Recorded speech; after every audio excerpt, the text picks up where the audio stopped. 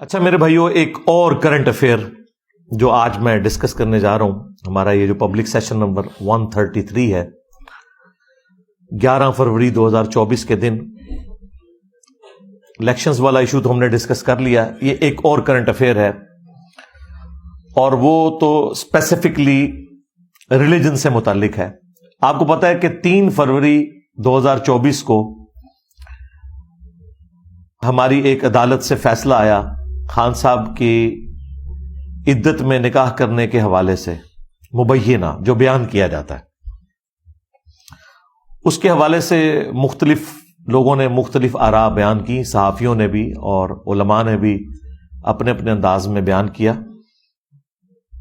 جہاں تک علماء کا تعلق ہے تو ان کا تو آلموسٹ کنسنسس ہے کہ یہ جو فیصلہ آیا ہے یہ شرعی طور پر درست فیصلہ نہیں ہے.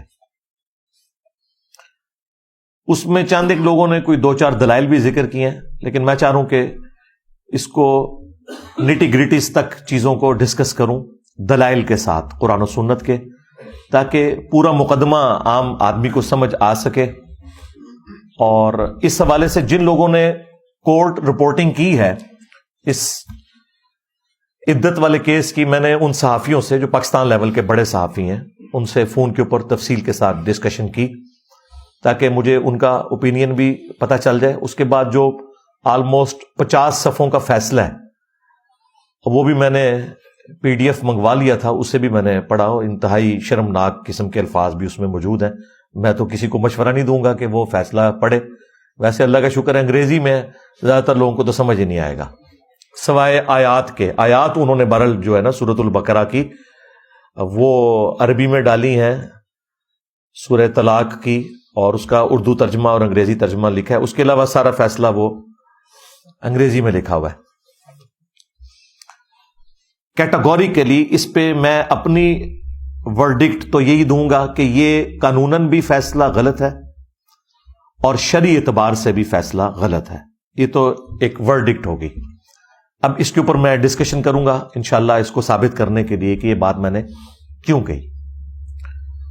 قانوناً اس لیے یہ غلط ہے کہ جن لوگوں کی گواہیوں کو اس میں استعمال کیا گیا وہ تو خود جھوٹے اور کذاب لوگ ہیں. ان کی گواہی تو عدالت میں ایکسیپٹ ہی نہیں ہوگی. ان میں top of list Bushra Bibi بی کے جو ایکس ہسبینڈ ہیں خاور مانیکا صاحب، ان کے جھوٹ کا پلندہ شاہزیب خانزادہ نے جس طریقے سے کھولا. وہ جو 1 گھنٹے کا پروگرام ہے اس کے شروع کے 20-25 منٹ میں چونکہ بہت پرسنل باتیں ہو رہی تھی، اس کی وجہ سے بعض لوگ ناراض ہوئے کہ جی شاہزیب اس طرح کی گفتگو کیوں کر رہا ہے. اس کے پوائنٹ آف ویو سے دیکھیں تو وہ کرنی ضروری تھی تاکہ اس کا موقع بھی سامنے آئے. لیکن جو آخری اس کے 35 منٹ ہیں اس میں شاہزیب نے اس کی پرانی ویڈیوز چلا کے اس کی مٹی پلید کی ہے کہ تو جھوٹا انسان. پہلے تو یہ کہتا تھا کہ اس دنیا کی سب سے پاک باز بیوی جو ہے وہ میری بیوی تھی، اور خان صاحب کو تو آلموسٹ اوتار ہی سمجھتا تھا، اور آج تو اپنی سٹیٹمنٹ بدل رہا ہے. اور پھر کئی سالوں تک یہ ایکس ہسبینڈ بینیفیشری رہا PTI کی گورنمنٹ کا. اس وقت سرکاری جہازوں میں یہ عمرے کے لیے بھی جاتا رہا اور خان صاحب کے ساتھ جاتا رہا، اندازہ کریں. اور پولیس میں جو تبدیلیاں کرنا، ٹرانسفرز کرنا، یہ سارے کام یہ کر رہا تھا. اب اسے یاد آیا 5-6 سال کے بعد جی میرے ساتھ زیادتی ہو گئی. بھائی اگر یہ آپ ماننا شروع کر دیں گے تو دنیا میں تو کئی خامند اپنی عورتوں سے بدلہ اتارنے کے لیے ان کی شادیوں کے 3-4 سال کے بعد آ کے مقدمات کرنا شروع کر دیں گے. اس میں ایک قانوناً پہلو ہے جو ویک ہے خان صاحب کے اینڈ کے اوپر، میں اسے بھی ڈسکس کروں گا. لیکن فی الوقت میں اس کو ڈسکس کر رہا ہوں کہ یہ بالکل جھوٹا انسان ہے جس کی گواہی کی بنیاد کے اوپر یہ فیصلہ کیا گیا. دوسرا جھوٹا شخص وہ مفتی ہے، مفتی سعید دیوبندی، جو کہ سارے نکاح اسی نے پڑھائے ہیں آج تک جتنے ہوئے ہیں. اب شاید آئندہ ہونے والا نکاح تو وہ نہ پڑھا سکے، لیکن ابھی تک جتنے ہوئے ہیں اسی نے پڑھائے ہیں. اور وہ تو PTI کا بینیفیشری ہے. وہ باقاعدہ اس جماعت میں کور کمیٹی میں شامل ہونے کے لیے اپنی نوٹیفیکیشن نکالنے کے لیے اس نے بڑی کوششیں کی. وہ آپ کو پتا ہے آڈیو کال بھی ایک گفتگو بھی لیک ہوئی تھی نعیم الحق صاحب کی اور ایک اور خاتون صحافی تھیں، اور ان کا نام بھی بشرا ہی ہے، جن کا انٹرویو کیا ہے عمر چیمہ نے بعد میں، اور اس میں مفتی سعید صاحب بھی بیٹھے ہوئے ہیں اور اس وقت یہ چیزیں ساری ڈسکس کر رہے ہیں۔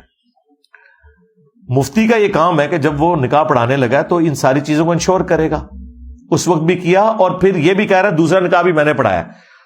تو مجھے نہیں سمجھ آ رہی کہ مفتی کو اور ایکس ہسبینڈ کو سزا کیوں نہیں ہو رہی، اس دیوس کو، اس کے لیے دیوس کی ٹرم استعمال ہوتی ہے، بغیرت قسم کا جو مرد ہوتا ہے نا، اسے دیوس کہا گیا، اس دیوس کو بھی سزا نہیں ہو رہی، اور اس کذاب مفتی کو بھی جو دنیاوی عہدے کی لالچ میں اس قسم کی گواہیاں دے رہا ہے، اسے سزا نہیں ہو رہی ہے۔